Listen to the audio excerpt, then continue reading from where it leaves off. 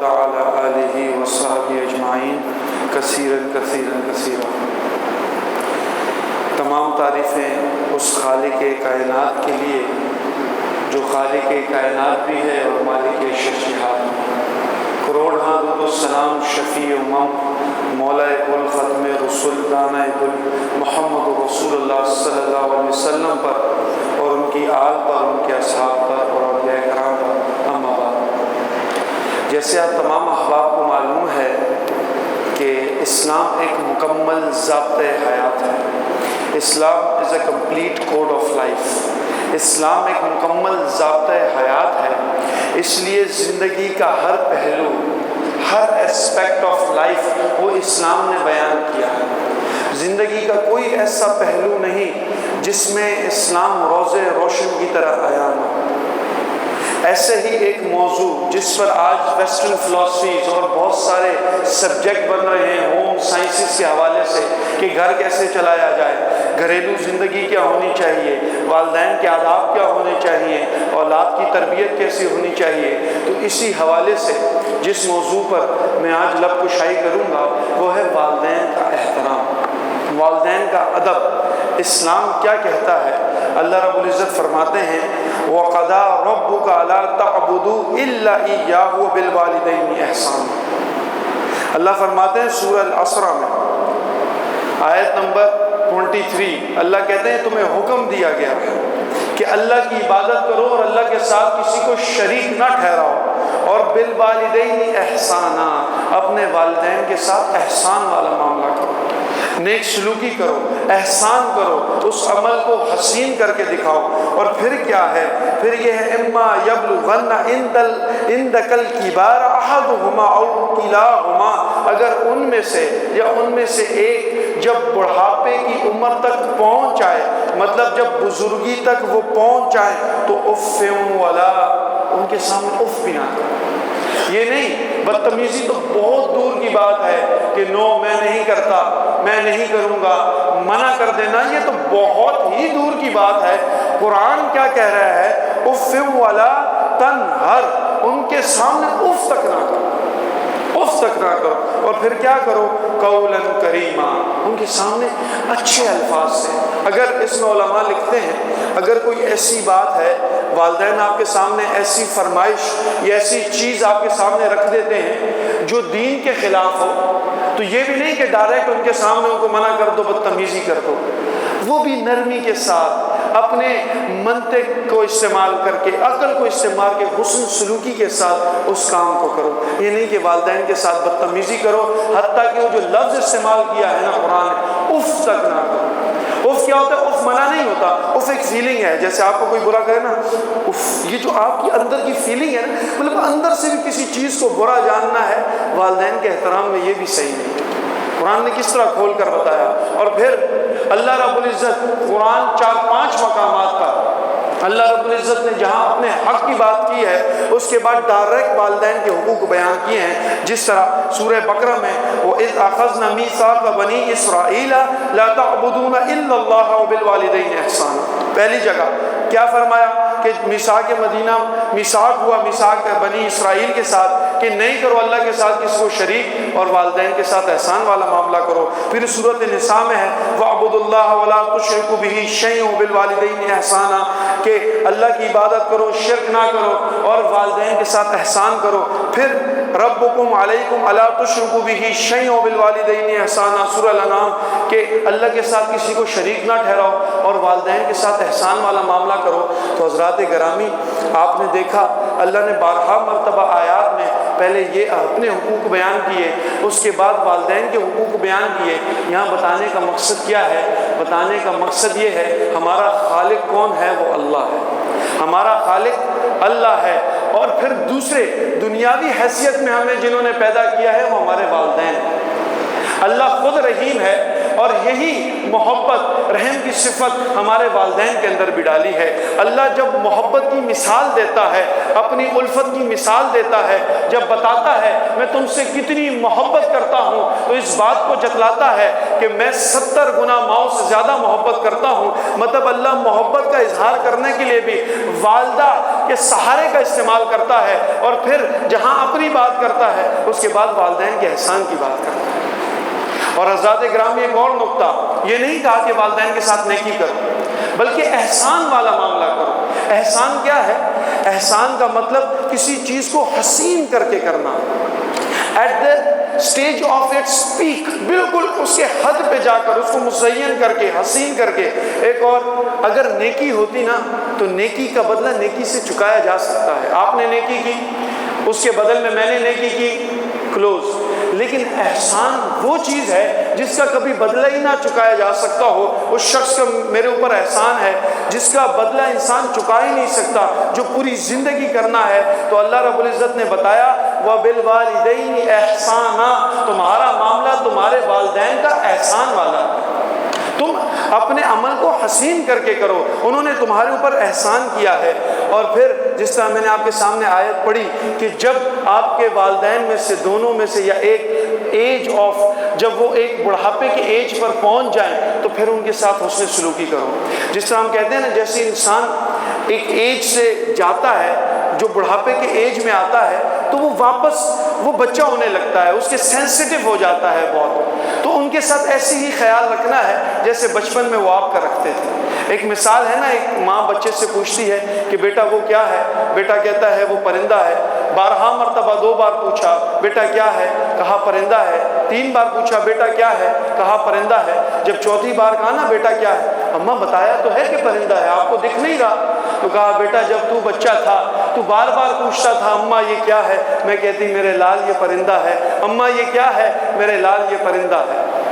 ان کا عمل دیکھیں، تو جب وہ ایک ایج پر، سرٹن ایج پر پہنچ جائیں پھر ان کے ساتھ حسین معاملہ کریں۔ یہ معاملہ تو شروع سے ہے لیکن اس وقت یہ معاملہ تھوڑا زیادہ ہو جاتا ہے۔ اور پھر کیا فرمایا؟ ایک رسول اللہ کی حدیث ہے، اور پھر آپ حدیث کی نوعیت کو دیکھیں۔ رسول اللہ ممبر پر چڑھ رہے ہیں اور کہتے ہیں آمین آمین آمین۔ سارے لوگ پریشان کہ بات کیا ہوئی، آمین کیوں کہا؟ تو کہا، فرمایا کہ میرے پاس جبرائیل آئے تھے اور 3 باتیں کی، میں نے اس پر آمین کہا۔ اب دیکھیے حضرات، بد دعا حضرت جبریل کی، آمین رسول اللہ کی۔ فرمایا جو شخص میرا نام نہ محمد کا نام سنے رسول اللہ صلی اللہ علیہ وسلم اور درود شریف نہ پڑھے وہ شخص ہلاک ہو جائے پہلے۔ پھر وہ شخص جس کو رمضان میسر آ جائے اور اپنی بخشش نہ کروا سکے وہ شخص بھی ہلاک ہو جائے۔ رسول اللہ فرماتے ہیں آمین۔ اور تیسرا، جب اس کے والدین اپنی بڑھاپے کی عمر کو پہنچ جائے اور وہ ان کی خدمت نہ کرے، وہ ان کے ذریعے اللہ کو راضی نہ کر پائے، وہ شخص بھی ہلاک ہو جائے۔ رسول اللہ فرماتے ہیں آمین۔ حضرات گرامی دیکھ لے کہ کتنی سخت بات ہے، اور پھر ہمارے رویے دیکھیں۔ اس کے بعد ہوتا کیا ہے، ہمارے رسول اللہ کا معاملہ کیا ہے، کیونکہ ہمارے رول ماڈل تو لقد کان لکم فی رسول اللہ اسوۃ حسنہ، ہمارے تو ایک آئیڈیل ہیں، ایک رول ماڈل ہیں، وہ رسول اللہ کی ذات ہے۔ رسول اللہ خود فرماتے ہیں میں محمد، صحابہ کو دیکھتے ہیں، فرماتے ہیں میں محمد عشاء کی نماز ادا کر رہا ہوتا، سورہ فاتحہ کی تلاوت کر رہا ہوتا، میری ماں پکارتی یا محمد، اے میرے بیٹے محمد، مجھے قسم ہے اس ذات کی جس کے قبضے قدرت میں میری جان ہے، میں عشاء کی نماز توڑ کے کہتا نام یا امی، ہاں حاضر میری ماں، محمد حاضر ہے، آپ کی خدمت میں حاضر ہے۔ تو حضرات گرامی رسول اللہ خود فرما رہے ہیں میں عشاء کی نماز میں ہوتا، میرے پیچھے صحابہ کرام کھڑے ہوئے ہیں، پھر بھی میری ماں پکارتی تو میں کسی نماز توڑ کر جا کر جواب دیتا۔ اور پھر آج ہمارا عمل دیکھ لیں، امی بولتی ہے بیٹا یہ یہاں جاؤ، میں دوستوں کے ساتھ جا رہا ہوں۔ اماں آپ ہمیشہ تب کام بولتی ہو جب مجھے کہیں باہر جانا ہوتا ہے۔ اپنے اعمال دیکھیں، اپنے رویے دیکھیں۔ اور پھر حضرات گرامی جو والدین کا ادب کرے گا اس کو دنیا میں بھی بقا ہے، اس کی آخرت میں بھی بقا ہے، اس کی دنیا میں بھی بقا ہے، آخرت میں بھی۔ کیسے؟ ایک مرتبہ رسول اللہ صلی اللہ علیہ وسلم نے فرمایا اے عمر رضی اللہ تعالی عنہ، اور حضرت علی سے فرمایا کہ تم میں سے تمہارے دور میں ایک شخص آئے گا جس کا نام اویس ہوگا، وہ مدینہ آئے گا، مکہ آئے گا، اور وہ کرن گاؤں کا ہوگا، شہر کا ہوگا، اس سے اپنے لیے دعا کرا لینا۔ اب کہہ کس کو رہے ہیں؟ حضرت عمر کو فرما رہے ہیں، اور ان کی خلافت میں آئے گا۔ اور پھر ساتھ کون ہے؟ مولا علی ہیں۔ پھر کیا ہوتا ہے؟ وہ فرمایا یا رسول اللہ ہم ان سے دعا کیوں کرائیں؟ فرمایا اس اویس کرنی نے ماں کی ایسی خدمت کی ہے، وہ جب بھی ہاتھ اٹھاتا ہے تو اللہ اس کو خالی ہاتھ نہیں لوٹاتا۔ پھر کیا ہوتا ہے؟ حضرت عمر جب بھی کوئی قافلہ حج کے لیے آتا ہے حضرت عمر کھڑے ہو جاتے ہیں۔ کوئی ہے کرن شہر کا رہنے والا اویس؟ تو عموماً لوگ نہیں آئے ہوئے ہوتے۔ تو ایک مرتبہ حضرت عمر کے دور خلافت میں حضرت عمر گئے، فرمایا کوئی کرن شہر کا ہے؟ کہا ہاں ہم ہیں۔ بولے تمہارے ساتھ اویس نامی کوئی شخص آیا؟ کہاں وہ تو آیا ہے۔ بولا کہاں ہے؟ بولے وہ تو کہیں بکریاں چرا رہا ہے، دیوانہ سا آدمی ہے۔ تو حضرت عمر نے فرمایا دیوانہ وہ نہیں، دیوانے تم ہو جو اس کو پہچانا نہیں۔ پھر حضرت عمر مولا علی کو لے کے چلتے ہیں، وہ کسی پیڑ کے سائے میں بیٹھے ہوتے ہیں۔ حضرت عمر جاتے ہیں، حضرت اویس کرنی سے فرماتے ہیں ہمارے لیے دعا فرما۔ اب وہ کہتے ہیں آپ کون؟ مولا علی فرماتے ہیں یہ خلیفہ وقت ہیں حضرت عمر۔ تو گھبرا جاتے ہیں، تو کہا ہمارے لیے دعا فرما دیں۔ بولا میں آپ کے لیے دعا فرما دوں؟ کہ ہاں ہم نے رسول اللہ سے سن رکھا ہے کہ اویس نے اپنی ماں کی ایسی خدمت کی ہے کہ وہ جب بھی اللہ کے بارگاہ میں ہاتھ اٹھاتا ہے تو لوٹایا نہیں جاتا۔ پھر وہ دعا کرتے ہیں۔ پھر حضرت اویس کرنی انہوں نے کبھی رسول اللہ کی زیارت نہیں کی۔ حضرت اویس کرنی کیوں نہیں کی؟ علماء وجہ بتاتے ہیں اس وجہ سے نہیں کی، وہ اپنی والدہ کی خدمت میں اس قدر مشغول تھے کہ انہیں وقت نہیں ملا کہ وہ رسول اللہ کی بارگاہ میں آ سکیں۔ لیکن اللہ نے کیا انعام کیا کہ مولا علی کو جب وہ رسول اللہ کا نقشہ بتاتے ہیں، ان کی آنکھوں کی قصیدے بیان کرتے ہیں، ان کے شفتین بتاتے ہیں، گنہری زلفوں کا بتاتے ہیں، حسین پھلکوں کا بتاتے ہیں، سنہرے اور وجود کا ان کو جب بتاتے ہیں تو حضرت علی مولا علی پریشان ہو جاتے ہیں۔ فرمایا یہ تو قریبی بیٹھے صحابہ نے اتنا نہیں دیکھا جتنا اویس تم نے دور سے دیکھ لیا۔ تو یہ کیا ہے؟ یہ والدہ کا ادب ہے، یہ والدین کا ادب ہے۔ اور پھر یہ حضرت موسیٰ علیہ السلام نبی ہیں، کلیم اللہ ہیں۔ کیا ہوا؟ ایک بار جب تیزی آ رہے تھے نا تو اللہ فرماتے ہیں موسیٰ اب سنبھل کے آیا کر، اب تیرے پیچھے تیری ماں نہیں ہے جو تیرے لیے دعائیں کیا کر۔ نبی ہیں۔ فرمایا موسیٰ تیری ماں اب زندہ نہیں رہی جو تیرے لیے دعا کرے، تو اب تو سنبھل کے آیا کر، اب جو کلام ہے وہ سنبھل کے کیا کر، کیونکہ تیرے پیچھے تیری ماں نہیں ہے۔ حضرات گرامی، جب والدین اس دنیا سے چلے جائیں تب اندازہ ہوتا ہے کہ کتنے بڑے نقصان میں ہم مبتلا ہو گئے۔ پھر ہمیں احساس ہوتا ہے، پھر ہم 100 دیگیں بھی چڑھائیں، پھر ہم جتنا سب کچھ بھی کریں، ان کی زندگی میں ان کا ادب ہم پر لازم ہے، ان کی زندگی میں ان کا اکرام ہم پر لازم ہے۔ ایک بار کیا ہوا، ایک صحابی رسول ہیں، میں صحابی رسول کی بات کر رہا ہوں، ایک صحابی رسول ہیں، رسول اللہ کے پاس آتے ہیں، فرماتے ہیں ایک صحابی ہیں ان سے موت کے وقت کلمہ نہیں پڑھا جا رہا۔ اب صحابی ہیں، کلمہ نہیں پڑھا جا رہا، رسول اللہ تیزی جاتے ہیں، فرمایا کلمہ پڑھو، کہا نہیں پڑھا جا رہا۔ فرمایا کہ والدہ زندہ ہے؟ کہا نام، ہاں زندہ ہے۔ فرمایا ناراض ہے؟ بولا ہاں والدہ ناراض ہے۔ بولا یہی وجہ ہے۔ والدہ کے پاس رسول اللہ جاتے ہیں، فرمایا کہ بیٹے کو معاف کر دو۔ کہا نہیں میں معاف نہیں کروں۔ فرمایا کیا ہوا؟ یہ نہیں کہ بدتمیزی کرتا ہے، تیز بولتا ہے، مجھے پسند نہیں آتا اس لیے میں ناراض ہوں۔ پھر رسول اللہ نے کہا معاف کریں گی آپ؟ فرمایا نہیں میں معاف نہیں کروں گی۔ تو کہا صحابہ لکڑیاں جمع کرو۔ تو کہا کیا کرنے والے ہو آپ؟ کہا میں بیٹے کو ویسے ہی آگ میں جلے گا۔ کہا نہیں میں بیٹے کو معاف کرتی ہوں۔ یہاں والدہ نے معاف کیا، وہاں صحابی رسول نے کلمہ پڑھا۔ اور پھر جب رسول اللہ نے جنازہ پڑھایا اور یہ پھر پیغام امت دیا تاکہ سکینہ سلطان میں بیٹھا ہوا ہر فرد سن لے، رسول اللہ نے سب کو جمع کیا نماز جنازہ کے بعد، اے میرے امتیوں سن لو، جس سے والدہ اور والد ناراض، نہ اس کا حج قبول، نہ اس کی نماز قبول، نہ اس کا روزہ قبول، نہ اس کی جہاد قبول، وہ جون سا عمل بھی کرے وہ قبول نہیں کہ اس کے والدین اس سے ناراض ہیں۔ اس کے والدین، آپ کی والدہ ناراض ہو، آپ کی والدہ ناراض ہو، آپ بڑے بڑے وظائف بھی کرتے ہو تو حضرات گرامی کوئی فائدہ نہیں۔ والدین کا ادب، والد کو راضی کرنا، والدہ کی خدمت کرنا، یہ ہم تمام پر لازم ہے، اور اصل برکتیں یہیں سے ملیں گی۔ اور پھر اچھا یہ کلیش شروع کہاں سے ہوتا ہے؟ یہ مسئلہ آتا ہے جب ہم اپنے ماں باپ کے ایک آنکھوں کا تارا ہوتے ہیں، ان کے محبت کا محو مرکز ہم لوگ ہوتے ہیں بچے۔